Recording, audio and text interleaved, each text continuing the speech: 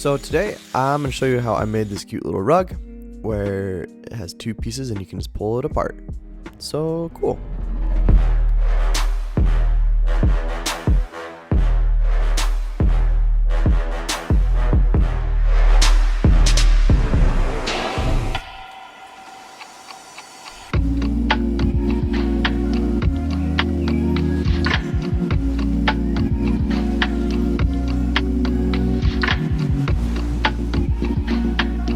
Today's video is sponsored by Broomscape. So I'm over here in Utah while my buddy Denzel's in London, and our game plan was that we're gonna make a rug for each other, and I'm gonna do like half of it or leave it unfinished so that we could ship it off to each other and have the other person finish each other's rug. So I did this half of this tiger's face where he did like a skull in half, and I'll put a link to both of these videos in the description along with Denzel's video where he's gonna finish this tiger rug. Also, we're giving away these final rugs once we finish them, and all you have to do is leave a comment in this video and in Denzel's video and sign up for the giveaways on my website. I'll put a link to all that goodies again in the description. So yeah, we sent those off to each other once they were finished and did a little live video to open them up. Oh, we're gonna open these now. I'm just excited, okay? Okay, cool. Do you want, are we open at the same time or one on one? I say we just open at the same time. That's my game plan. It's gonna get a little loud. Dude, I'm so stoked. And the fact that this is modular, oh, it's upside down. Oh my god, bro. Dude, I'm so stoked. And then we just chit-chatted for a little bit. I love Denzel's brain, so I love picking it. All right, love you lots, man. And Yeah, we'll man. be talking Love you later. Okay. Cool, see you later, man. Yeah, see ya. So now with his rug in my hands, I need to figure out what I'm gonna put in between this, or what I'm going to do. So I snapped a quick little picture and started playing with around it. Sure, that's English. I started playing around with it in Photoshop. First thought was to do like a little checkered pattern in between and make it all droopy, or maybe just, you know, good old staple pizza, make that a drippy guy. And then also I have like a crocheted pizza for my ex. Maybe I could repurpose that and put it in between. But I love the idea of making it into two separate rugs. So I would just finish off this left side and make it look all hollow-like. And then maybe, yeah, cool. Put that on top. Maybe attach it with some yarn to make it look like it's stretching apart. And then fill it with something in the middle there, which I thought would be cool to do a little smiley face. So cool, that's the game plan. So first thing I'm gonna do is take little snippets of the yarn used in Denzel's rug, and we're gonna try to come color match it, which was harder than I expected. That one looks pretty good to that yellow. So we're gonna snag it and bring it over to the studio. And turns out it's not quite as close as I wanted, but I kind of thought that would happen, and so I actually got a couple different colors, like that one, and that one's probably the closest. Then a bunch of grays. That one's probably the closest. And with that, let's hang it up on my old rug making frame. Cool. Oh no, it's too big. The frame's too big. So I actually asked my roommate, who I share space with in the studio. This messy studio. Wow, how embarrassing. But this is her space here, and she's gonna let me use her frame. So we're just gonna hang it up here, and cool, it fits. Cool, good. So now to just tighten it up. And the bottom tack strip here is actually flipped upside down. And so a quick fix is you can actually just hammer those nails so that they're pointed towards the bottom. And that should make it work. And no one told me that my strap was crooked there on my overalls. No one. It's fine. It's cool. We're okay.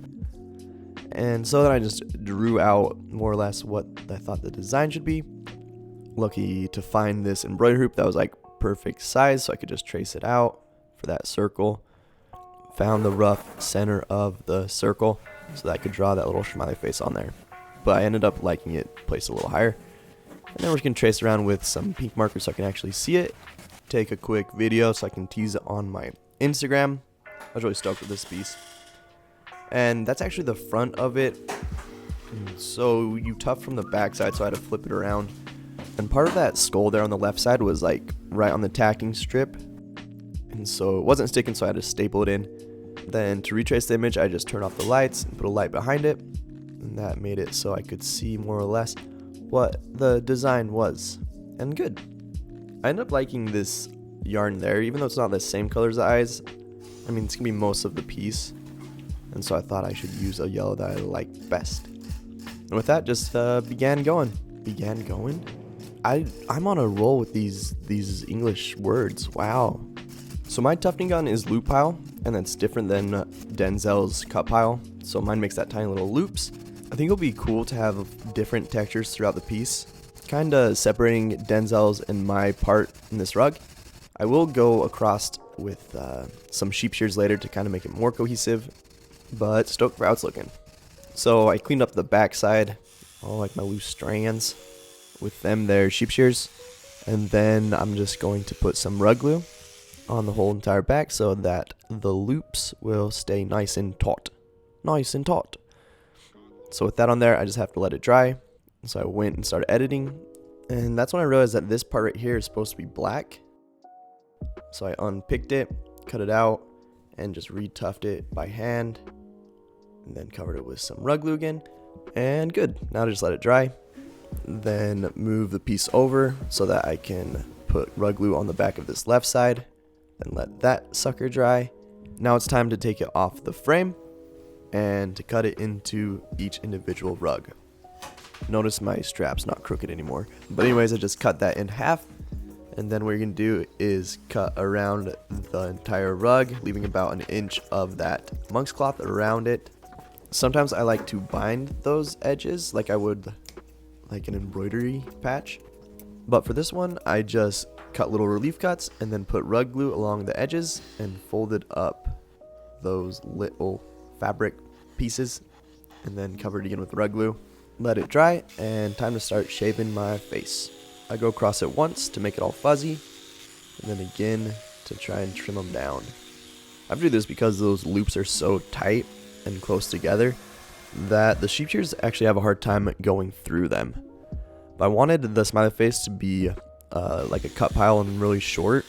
Then to also get some of the detail out, I actually use like a little head hair trimmer thing, shaver buzzer, to get some of the details out. And I wanted different textures. Like I wanted the pink part to also be cut pile, but I left the inside of the skull loop pile to give like different textures to the piece. Then I trimmed down CurriGOAT's skull to one, make it feel cohesive, and then also I wanted to add a little bit of like details and textures, so I made that like black part there stick out a little higher than the rest, so it felt more like a border, and then also emphasized a lot of the detail in his work. So now to do it to this other side of the skull. But first, a quick word from our sponsor.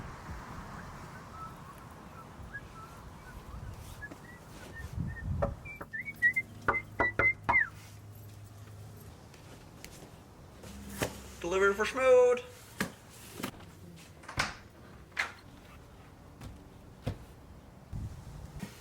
There you go.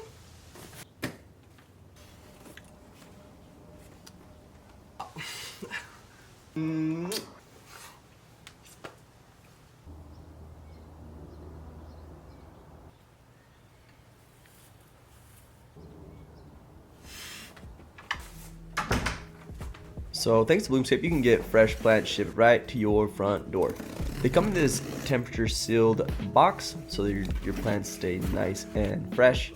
You can just take off the rubber band and wrap them, and there she is, a little cutie. So whether you're a green thumb plant professional or you tend to kill your plants like I do, they have some easy to follow step-by-steps to take out all the guesswork. I got this Bloomscape planting oil along with a couple really rad hanging pots. And you can click the link below or go to bloomscape.com and use my code Shmoxd for 20% off your first plant order of $100 or more. So go get you some cute plants. These are actually herbs there in the corner. And we'll check back in a couple weeks to see how these plants are going. So cool. Alright. Did you hear that squeaking? That alright? I'm going through puberty. Alright, so first thing to mow down this little rug. And once it was fairly even, I started going in and making some places shorter to help emphasize like the border there. So I went along those clouds and made them short along the outside of the skull, and did the same thing there to the teeths. And then on the inside of the skull along that border as well, I wanted to make the the little yellow eye also poke out. Oh, right there, I actually cut my finger and it didn't look like it, but I totally nicked it.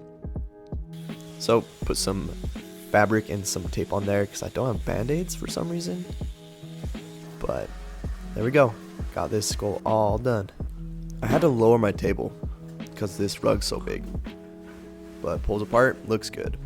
And then to make the little like stringy parts, I just sewed it on one side, or I sewed it in on that left side, then actually sewed a piece of fabric on the back side of that right side so that I could like put it in and pull it apart. Put a bunch more of those strings, and there we go. Got ourselves a little modular skull rug. I really liked how it looked on my Instagram. I also haven't gotten this much love on an Instagram story in a long time, so I want to thank you guys for all your reactions and DMs. And then also to reset this so that you can pull it apart again, just put it back, and then I have to pull back all those strings, and it's good to go again. So don't forget, I'm giving away this rug, and then also Denzel's giving away the rug that he makes from my tiger. So check the links in the description to figure out how to win it and to see his video.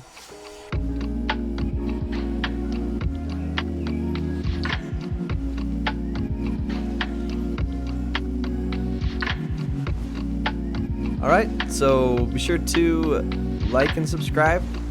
Go ahead and hit that bell notification. And yeah, thanks so much for watching, and thanks so much for my patrons.